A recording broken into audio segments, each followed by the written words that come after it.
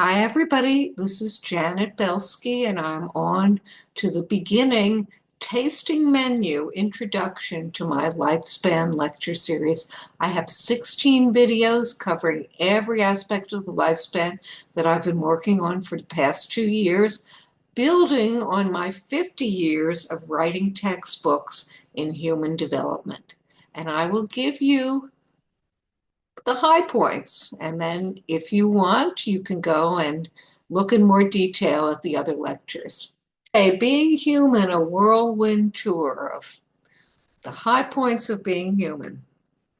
Okay, so next case is what's my itinerary? Okay, so here we're going to stop at, first thing is called life expectancy, how long we live. And that's changed dramatically, as you'll see, over the century. Babyhood, and I'm calling that our blueprint for life because everything we learned, not in kindergarten, but at age 1. Growing up, childhood, and adolescence, what's that all about? Being adult, how has that changed over the last 50 years? Getting old, which is my stage of life because I'm now 77. What are some highlights there? And finally, I'm going to sum things up and I'm going to give you a little bit of an addendum, cautionary tale of where hopefully we are not going as we move into time in the future. This is how long we live. Okay. First term here is called average life expectancy, and that's your 50-50 chance of living to a certain age. Because we look at the chart here and we see that in 1800, it looked like average life expectancy was 25 years or less. Now, why was that? And the answer is very clear that it had to do with babies driving down the life expectancy. So for most of human history, most babies did not survive to adult life. I think Peter the Great had 7 children. He was the king, and only 2 of them reached adulthood. Why was that? Deaths were rampant from neglect. Let your kids run out in the forest. I mean, nobody knew what was dangerous, what wasn't. You had child after child. They would just die, or they would die in childbirth. Childbirth was a big cause of death, too. Poisons were all over. We didn't know what was poisonous, what wasn't. Accidents, of course. Babies are very vulnerable. We have to care for them. And we didn't have the luxury of doing that until very recently. And finally, and this is what we're going to be focusing on, a whole set of diseases called infectious diseases. Those are bug diseases. They come on quickly and they killed us, a lot of us, before we developed modern medicine. Now, let me give you an example of this. Diphtheria, yellow fever, these are diseases we don't have anymore. Scarlet fever, that was a very, very dangerous disease. Also, a whole list of diseases that we simply do not have because had a landmark. In mainly the early 20th century, medical and public health revolutions got rid of those fatal infectious diseases that would kill us. And it was also not just it was antibiotics. Those are for bacterial illnesses. Those, get rid of those. And then, of course, vaccines. Vaccines enormously important in propelling life expectancy up, getting rid of those diseases that really were fatal only a century ago. And public health, pure water, those kinds of things, really, really made a huge difference in life expectancy. Here we go to 1950. What a landmark. I mean, now we can live in the affluent nations of the world, that's the United States, up to almost 70. 68 was the average life expectancy. Here we have Australia, here we have Western Europe. In the developed world, life expectancy shot up. And so we've still made progress because today, this is 2015, not quite today, but life expectancy has floated to over 80 in most of the richest nations of the world, but not the United States. In my physical aging lecture, The Aging Body, will be going into why it is that the United States fell off the life expectancy charts. Ours is 79, it's 82 in Canada, 82 in Western Europe, 84 in Japan, huge. And of course, in Australia too. But what's going on in the United States, and why is it, exactly why is it, that we live so long today? Bottom line, we are approaching what's called our maximum lifespan. A baby born, we can expect that baby to live to the 80s. That's remarkable. But the limit, there's a limit beyond which we cannot go, and that's our maximum. Each species, as you probably know, has a maximum lifespan beyond which we cannot live. We'll be discussing whether we can crack that maximum in my aging body lecture. But by about 105, we all have to die. And a couple of people live to 110, maybe 70, something like that. But basically, they put the marker at about 105. Okay, so now we're on to babyhood, which we're going to call our blueprint, and it will be for life. Notice that this is an amazing amount of growth is happening. Babyhood is lasting from 0 to 2 because we put the end of the marker at talking. Talking is what makes us human, and this little girl is actually doing the act that's making us human, which is beginning to speak. That's the end of babyhood and going into a different stage. Okay, but look at this. This is completely helpless. Start out completely helpless, gradually getting, understanding the world. Then we begin to walk, and then finally we begin to talk. Wonderful amount of growth happening. Okay, but looking basically, what exactly is happening? And the answer is two things. First thing is, and this is no surprise to any parent, but the minute the baby starts to move, they start exploring. And exploring the world is our basic mission from about 3 months. That's when babies begin to get mobile, to the end of life. But particularly in infancy, it's exploring the physical world, putting things in your mouth, touching things. There's like a hunger to explore in human beings, and starting out in babyhood. Here we have a wonderful 1-year-old messing everything up, putting everything in his mouth. This is the joy of babyhood, and not so joyous for the parents. And here we have an 8-month-old. This is a wonderful example of exploring. He's looking at this thing. He's looking at it so interesting, and I think I'm going to put it in my mouth now. And now I'm going to hit it there, and it made a noise. That's very exciting. Toys with noises are great. Throwing it down and up, whoops. And I actually know, even though I couldn't see it for a minute, that it was still there. That's a landmark we'll be talking about in our infancy lecture. Baby gets up now and says, okay, I'm done with that. Let me touch something really interesting. And that's the cat. And mommy is going to decide that she's going to say, well, go back to the toy. Don't bother the cat. But I want to. Touching the cat. And mommy says no. Basic parenting agenda from the time babies start moving around. We want to protect them. We want to keep them from doing things we don't want, and they want to do it. And from the very beginning of life, when the baby's visual system first gets going, babies gravitate to faces, and they will look at your face. Here's a little baby, like it was the best thing they've ever seen. And often they smile at you, and you say to yourself, that baby really understands me, and he's captivated by me. Look at that. Ever seen a baby do that, and you just fall in love right away with the baby? It's like a little love machine there. And that's our agenda. And of course, we still look at faces.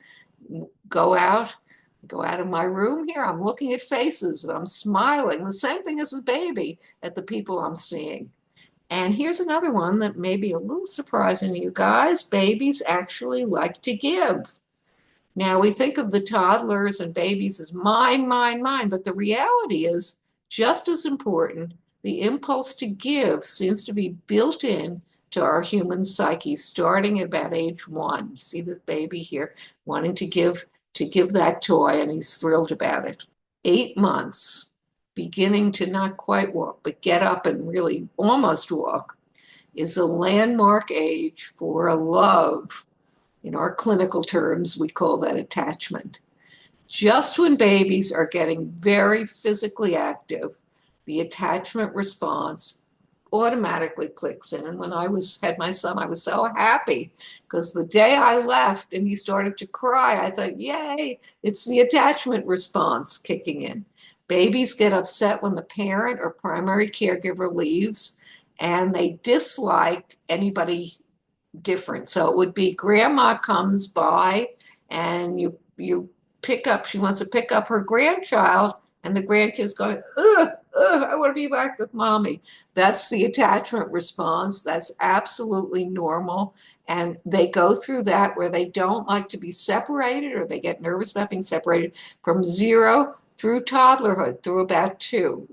Age 1 to 2 is called toddlerhood. And then it kind of dissipates. You don't have to be absolutely near your caregiver, but whenever you're really separated or you're having a problem, who are you going to call? You're going to call your attachment figure. Here's a wonderful, school is out, and this 8-year-old girl is running to her mommy to tell her all the interesting things that happened. And the mommy said, I'll never forget this. This has been the most wonderful experience of my life. I will never forget when my son ran to me when he was 8 or when he was 1 or whatever, when he wanted to see me.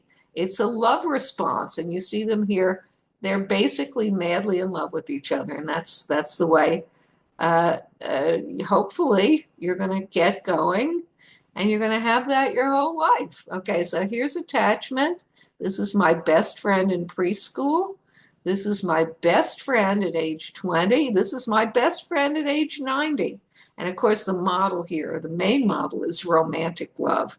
I fell in love and I want to be near my loved one all the time. My heart starts beating, and I want to be close. And hopefully that's going to last your whole life. And of course, at widowhood, it's terribly upsetting because where I'm living, most of the people are widows and they miss their spouse. Their spouse has their main attachment figure. And that's the bedrock of living, being attached. What's good about living? Okay, so attachment is basic to our genome, but so is being independent, as we saw. Getting up, running around, leaving your mommy, and wanting to be separate. And there goes the baby at about age 1. Look at how thrilled that baby is just to be walking. I'm independent. That's wonderful. Along with the independence, though, is, as I mentioned, stranger anxiety. And stranger anxiety is built into our humanity. You don't have to teach somebody to hate. Unfortunately, we're a tribal species, and we do not like people who are different. Here we have the major one right now, which is the Palestinian-Israeli conflict. But we are tribal. That's the sad part about being human. That's part of being human. It probably protected us, but it also makes us fight, and that's not a good thing. Now we're moving on to childhood. Childhood has 2 phases.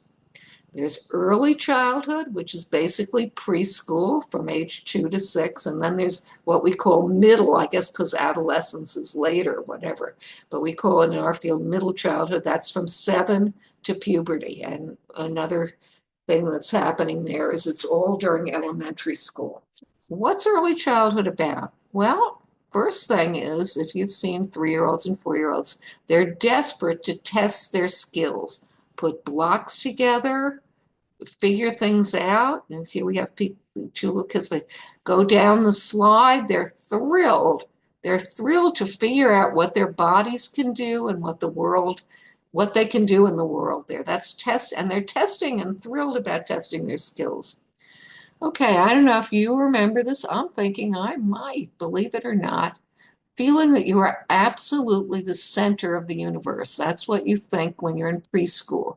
And, we think that's funny. I'm the smartest kid in the world. Who's the smartest? I'm the smartest. They don't understand what smartest means, but they really just feel that it's them and the universe. On the other hand, there are fears, and we all know that. We have when you're in preschool, you're afraid of monsters, you're afraid of ghosts. We used to be afraid, say to get into mommy and daddy's bed, I'm afraid of witches and ghosts. Halloween is a very important holiday. We'll be talking about all of this when we talk about childhood.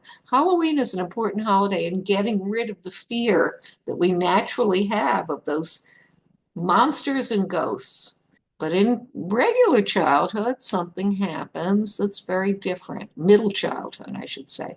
When we go to school around age 7, something clicks into our brain and we begin to understand that we are not the center of the universe and that in order to succeed in life, oh, you have to work, doing your homework, making sure everything's done for class, getting control of yourself. That's what elementary school was about. The sad news is we left thinking we were the center, and we're realistically comparing ourselves. Elementary school is all about comparing. And we're competing for the first time for status because we know that we're not the center of the universe. We're competing to be the smartest, and we're competing in every area. And we're also, good news is that we're really developing friendships where we talk about, this is my best friend. These are my friends. And we begin to really connect with our friends in elementary school in a different way.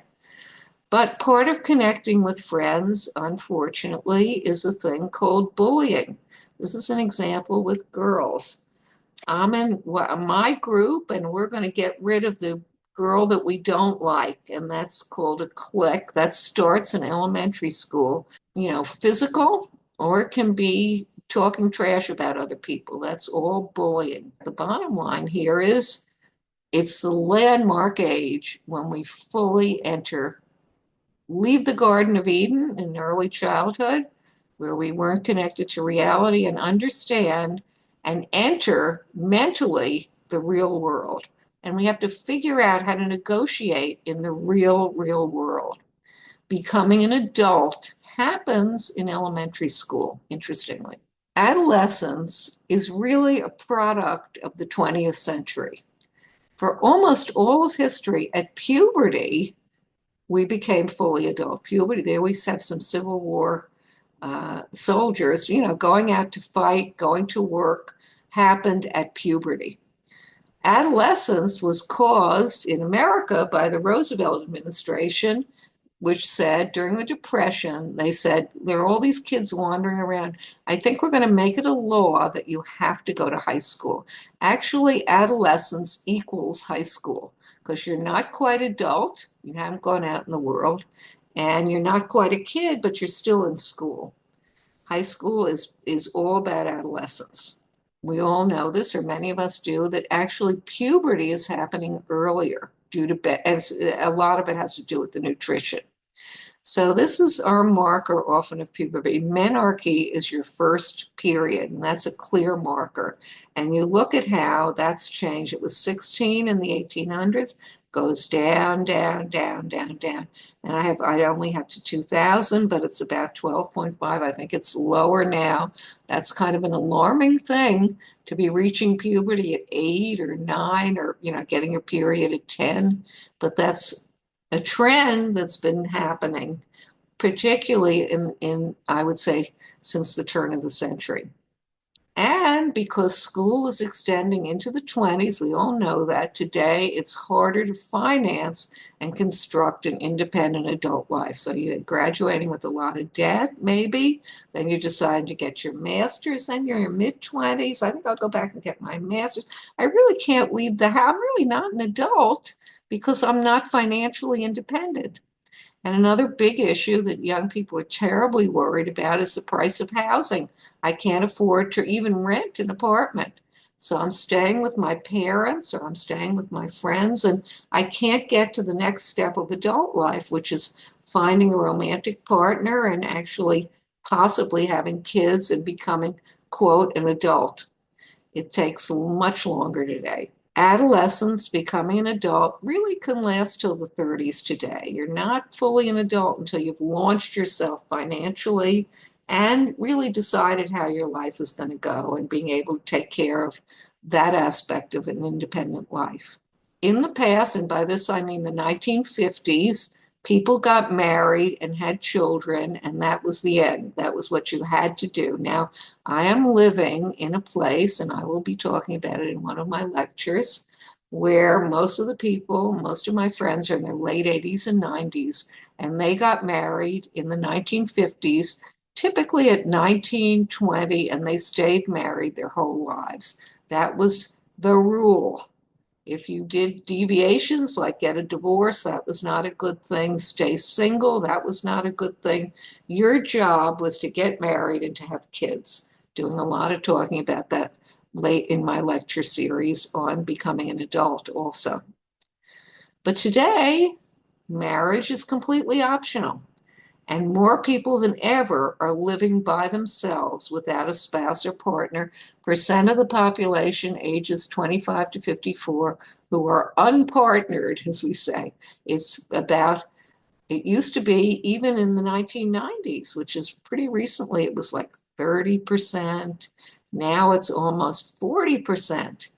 And correspondingly, fewer people are getting married. These are the people that are living together. So being single is a clear pathway that many, many, many people are taking as in the middle of adult life. And of course, we also know that you don't have to have a baby and be married. That's another split that we'll be talking about in the Becoming Adult section. And also, I have a lecture on parenthood where I'll be talking about that issue. Baby carriages do not go along with being married, they're untethered. Here we have 1964, it's the blue. We had about 10% of people in many of these places, not more than 20%. I guess Iceland had a little bit more. Most people had babies when they were married. Now, it's a huge number of out of wedlock births, so what we now call single parents.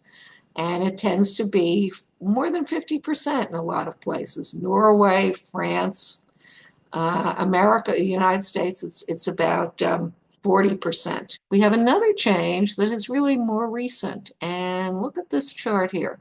This is Generation Z. Those are the young people. And it looks like in as early as 2000, as late as 2017, it was 10.5% identified as LGBT, gay, bisexual, lesbian, all sorts of permutations like that. Non-binary, which simply means I haven't defined myself as either female or male. I'm going to call myself a they. Now look at how that's skated up in young people. Now it's more than 1 in 5 young people. So gender roles are much more fluid, and that's much more accepted than ever before. Today, how we engineer our adulthood is totally up to us. We have freedom to do whatever we want. We don't have the same rules with regard to anything that we had even 30, 40 years ago. It's totally up to us how we're going to do that. And that's a big, big change. So now we're into my age. Now, old age used to begin at 65, and the reason why it was put at 65 was most people, about 2% of the population lived beyond that. This is in the 1930s. So Roosevelt decided to establish Social Security for people that were too ill to work. And that typically happened in the 60s. And of course, he said most people, they're not even going to live beyond 65. And so that was in the 30s. And as we know, life expectancy has shot up dramatically, and healthy life expectancy, just as good, has shot up just as dramatically. 60s and 70 somethings, I'm in the 70 somethings, are often healthy, like me, and fully involved in life. And retirement, I'm retired. It's lasted probably 20 years, 30 years. It's become this time to really express yourself. Some people continue to work, they like that, but you can retire and you can travel and you can have a wonderful, wonderful time in your 60s and 70s, if you provided you have a good amount of money and you're married. I mean, there are caveats here, but it's usually for richer people, it's a wonderful time of life. While thinking speed, I got slower in my thinking. But by the way, that happens in the 20s, as we can track the decline. In my physical aging lectures, I'll be looking at how our thinking speed declines, and we'll also be looking at a thing called crystallized intelligence, which is your knowledge. And you can see here that knowledge rises. Now, I have to be honest, knowledge only rises to maybe a point when you start to develop, cognitive problems, not quite dementia, but, probably in the 70s, your crystallized intelligence may be declining a little bit. But up until the 60s and 70s, you're learning new things. Crystallized is simply your knowledge. Your knowledge base is rising during most of life. So that's a really good thing. Statistically speaking, this is even a better thing. Older people compared to younger people, particularly people in midlife, tend to be less stressed and more satisfied with life than the young, which is a really big thing because, of course, we assume that people my age are like depressed. And there are plenty of depressed people my age, but statistically, older people are under less stress and they're actually happier, more satisfied with life than younger people. It's called the paradox of aging. We'll be talking about that when we talk about happiness. I have a wonderful lecture on happiness where I will discuss exactly what it is that makes us happy, what it means to be happy, and we'll be doing a deep dive into that in the happiness lecture. And of course, also I'll be talking in another lecture on how your personality changes throughout life. And I urge you to look at that one because it's really very, very interesting in what ways we stay the same, in what ways we change as we get older in our personality. Bottom line, our myths about expecting a miserable old age are absolutely wrong. And being old doesn't typically happen till the mid 80s, if it happens at all. I mean, I'm not saying there are a lot of people in their 90s who are physically fine. There aren't that many. But, some people are pretty good in their 90s. I know them. They're my friends here. But typically getting old doesn't happen till the mid 80s, physically, having physical problems. Again, look at my aging body lecture. So here are my bottom lines. During the 20th century, we entered humanity's golden age in the richest nations, only in the richest nations, in the affluent nations of the world. But now I'm feeling we may have a little more trouble actually getting to adulthood, happening till the 30s, and possibly having we could use a little more structure to our lives. We have so many choices, and sometimes when you have too many choices, you're kind of paralyzed. You don't exactly know where you're going to go as an adult. But you guys might argue with that and say, that's wonderful, but I think a little more structure would be helpful. And most important, our main human passions are clear, as I mentioned, by age 1. We want to be independent and we want to love. Those are our two main things in life, push-pull between being separate and independent and being connected and loving. Okay, so here we have my postscript, and I'm going to do a little old person lecturing. Our incredible 20th century scientific advances made us live healthy into old age. That's what propelled our lifespan upward. But today, there are troubling signs we may be losing our attachment, I use that word, to this life-extending scientific worldview. Because in the United States and some other affluent democratic nations, science and democracy is under attack. Will we still be living in humanity's golden age at the next stop on our journey through time? Authoritarian governments don't like science. So once you get rid of science, what you've gotten rid of basically is all human progress. So I'm ending a little bit on a down note. I don't think it's going to happen, but there are some rumblings out there, which we all know, in that particular direction. And I'm going to talk to you for just another minute and urge you to whatever may have piqued your interest. Might be infancy, might be childhood, might be teenagerhood, might be becoming adult, might be personality. How does that change? Might be parenthood. I have a lecture on that. I have a lecture on work. Consult whatever interests you and go to Belsky Being Human and look at all the different topics I'm talking about.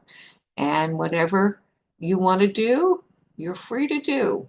Absolutely free, because all this stuff, of course, is free. And I've been having a great time doing it. And I'm going to sign off now and urge you to move on to Belsky Being Human lectures.